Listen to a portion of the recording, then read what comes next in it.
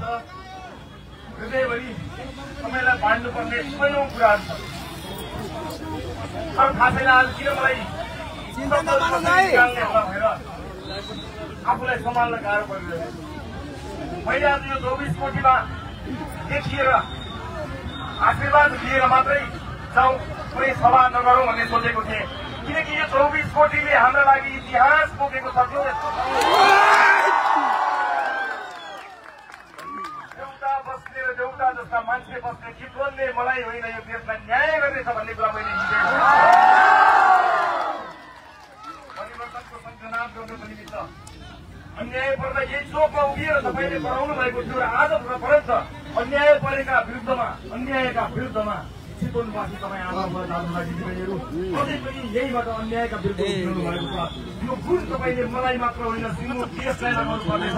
तपाईँले लगाउनु भएको यो गुण म देशलाई ऋणबाट मुक्त गराएर देशलाई तिर्नेछु। तपाईँहरूको गुण त्यसको एउटा संवाहक गरेर म तिर्नेछु भन्ने विश्वास लिएर बसेको छु।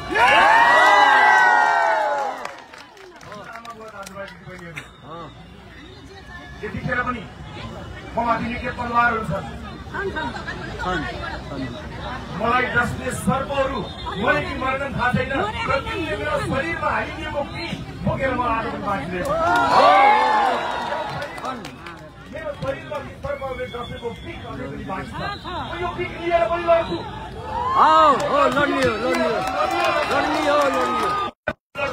शरीरमा एक पटक रहन्जेलसम्म म लड्छु। म यहीबाट बताउन चाहन्छु, जेनजी भाइ बहिनीहरूको रगतको एउटा थोपो पनि खेर दिन्न।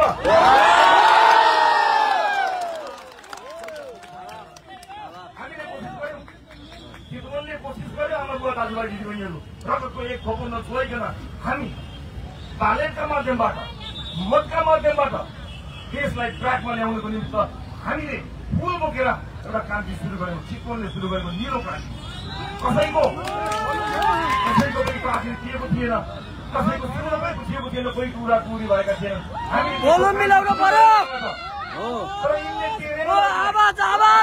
शान्त विद्रोह यिनीहरूले टेरेनन्, यिनीहरू लाजका बुझिए बापले माने केही छैन। रासोपा आज पनि निलो क्रान्तिमा विश्वास गर्छ, रासोपा आज पनि निलो क्रान्तिमा विश्वास गर्छ। र मलाई यहाँलाई यति कुरा भन्दा गर्व लागेको छ कि यो यात्रालाई टुङ्गोमा पुर्याउनको निमित्त अब तपाईँ हामी एक्लो छैनौँ, सिङ्गो देश र संसारभरि भएका नेपालीहरू आमा बुवा दाजुभाइ दिदीबहिनीहरू अब धेरै कुरा भन्नु त छ र धेरै कुरा भन्नु पनि छैन, किनकि म लामो समय कारागारमा बसेँ र ममाथिका मुद्दाहरू ममाथिको अपराधको सिलसिला सकिएको छैन। मलाई झुटा मुद्दा लगाउने सरकार अपदस्थ भएर हेलिकप्टरमा झुन्डिएर भागे पनि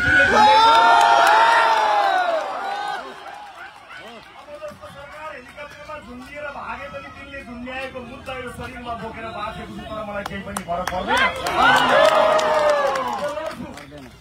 मेरो व्यक्तिगत माग मुद्दा केही पनि छैन, मलाई मेरो व्यक्तिगत जीवनको लागि केही चाहिएको होइन। यो देशको परिवर्तनको लागि कसैले कसैले लड्नै पर्छ, हामी लड्छौँ। यति मात्र भन्न चाहन्छु, यो सरकारलाई जेनजीको मार्गमा र जेनजीले जेका लागि बलिदानी दिएको थियो त्यसमा अडिग भएर बसोस्। सरकार अनुशासनको अडिग भएर बसोस्। सुशासनका लागि जेनजी भाइ बहिनीहरूले आफ्नो यो भूमिमा आफ्नो रगत चढाएका छन्, ती आमाहरूले आफ्ना सन्तान चढाएका छन्, खालखाल गर्न पाइन्न।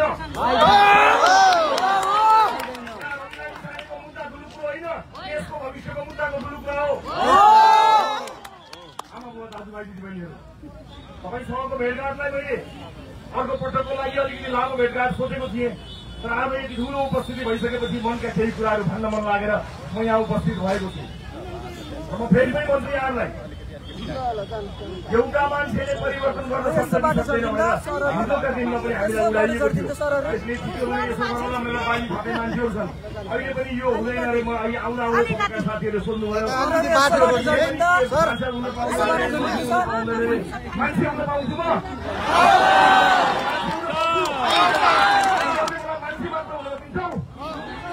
मान्छे मात्र रहेछु भने पनि भ्रष्टाचारीको महल ढाल्न पर्याप्त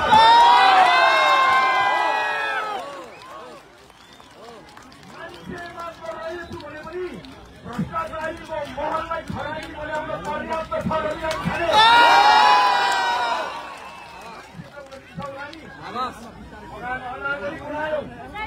जबरजस्ती झुटा मुद्दा हालेर संसदबाट बाहिर निकाल्यौ, जनताको मनबाट बाहिर निकाल्न सक्यौ?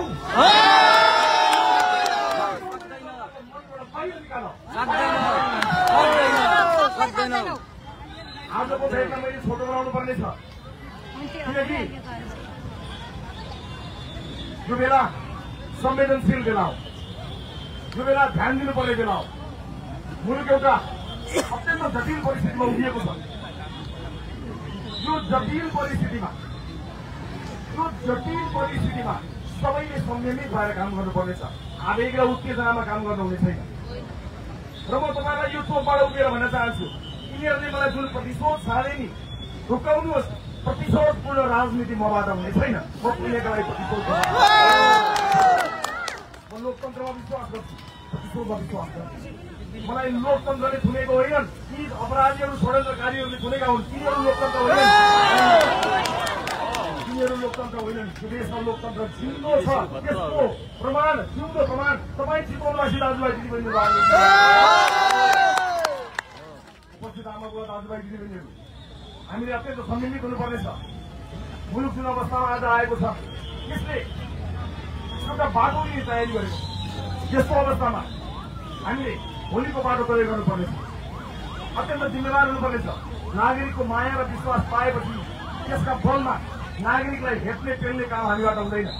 हामी जिम्मेवार भएर काम गर्नेछौँ।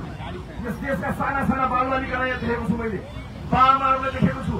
अहिले साना भएका बालबालिका मात्र होइन, अब यो देशमा अहिले नजन्मिएका र भोलि जन्मिने भविष्य, दिनको भविष्यलाई पनि ध्यानमा राखेर हामीले जिम्मेवार भएर काम गर्छौँ। त्यसैले म संयमित भएर अगाडि बढ्न चाहन्छु। आवेग र उत्तेजनामा छैन पनि, तर जुन घाउ यिनीहरूले देखेका छन्, मलाई यति लामो समय अड्डा सार गर्दै उतापछि उता घुमाउँदै जुन दुःख दिएका छन्, त्यो घाउ चौराएर कहिलेकाहीँ म अलिकति चिच्याउला गराउला, तर तिर नगर्नु। म संयमित हिजोको रवि लामी छाने रहेर यो आजको रवि लामी छाने हो।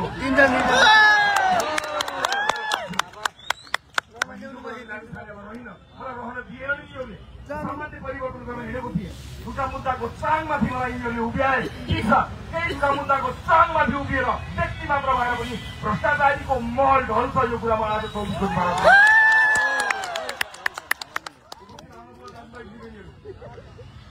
23 गतेभन्दा संहार नआएको भए 24 गते आउने थिएन। आज 24 गतेलाई मात्र ब्लेम गर्ने, 24 गतेलाई मात्र आरोप लगाउने काम भएको छ। खबरदार,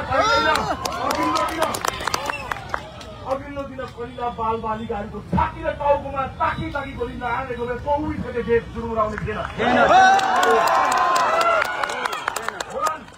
होलान् केही घुसपैठियाहरूले चाहिँ आक्रमण गरे होलान्, घुसे होलान् केही मान्छेहरू, तर देशको घर घरबाट 24 गते केटाकेटीलाई मार्नेका विरुद्ध मान्छे ज्वाला लिएर निस्केका हुन्। 24 गते जनआन्दोलन भएको। त्यसैले म सरकारलाई यहीबाट स्पष्ट गर्न चाहन्छु, निर्वाचनको विकल्प छैन। निर्वाचनमा देश जानुपर्छ। निर्वाचन अगाडि जेनजीको रगतले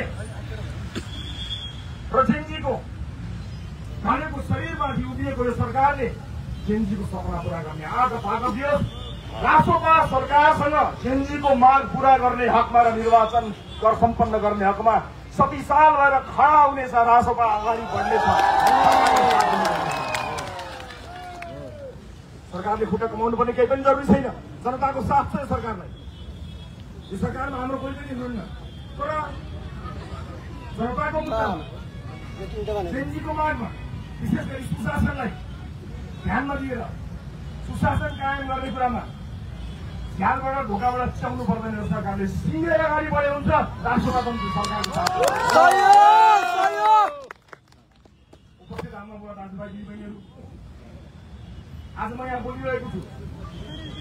मेरो शरीरमा यिनीहरूले छरेको विषले मलाई कतिखेर ढाल्छ मलाई थाहा छैन। मार्नु मुद्दा केही पनि छैन। तपाईँको मुद्दालाई शिरमा बोकेर हिँडेको छु। यही शिरमा आशीर्वाद पाएको छ। म किन दिइरहेको छु?